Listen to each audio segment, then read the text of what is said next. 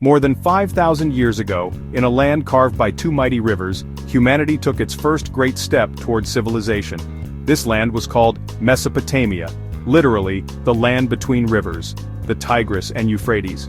Here people learned to farm on fertile plains. Here they built the world's first great cities. Here they invented writing, laws, and astronomy. Mesopotamia was not just a place, it was the beginning of everything we now call civilization. Chapter 1. The Birth of Civilization. The story begins with the Sumerians. Small communities settled along the rivers, taming the floodwaters through irrigation. With water came crops, and with crops came surpluses.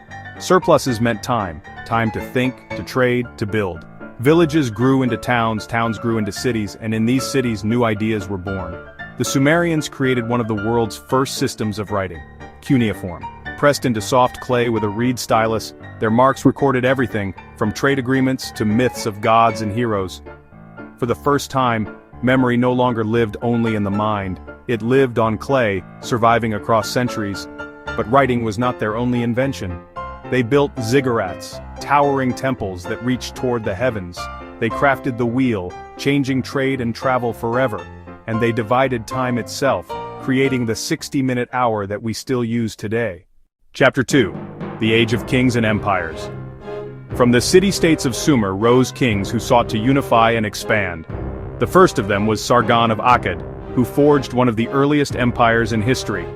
Through conquest he stretched his rule across Mesopotamia, leaving behind legends of power and ambition. But empires rise, and they also fall. After the Akkadians came the Babylonians. Their most famous ruler, Hammurabi, left behind a legacy that endures even today. On a tall black stone he inscribed the Code of Hammurabi, one of the first written codes of law. Its principle was simple: order must be established, justice must be clear. If a man destroys the eye of another man, his eye shall be destroyed.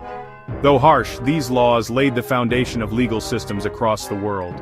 Later, Babylon would become legendary for another reason: its hanging gardens, said to be one of the 7 wonders of the ancient world. Whether myth or reality, the gardens became a symbol of human ambition, a vision of paradise rising from the desert. Chapter 3. Gods, Myths, and Beliefs. Mesopotamia was not just about kings and laws, it was also about gods, myths, and the eternal search for meaning. The people worshipped powerful deities: Enlil, god of air; Ishtar, goddess of love and war; Marduk, the great lord of Babylon. Temples dominated city skylines, and priests played central roles in society.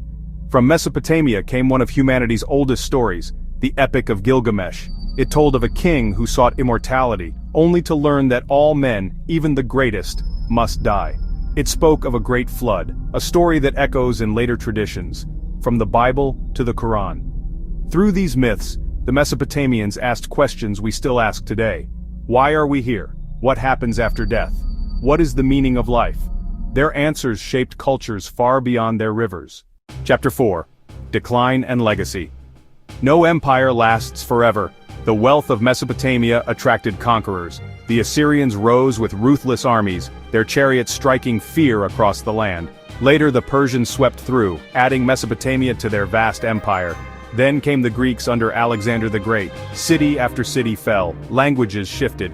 The once mighty cultures of Sumer, Akkad, Babylon, and Assyria dissolved into history, and yet, Mesopotamia never truly vanished.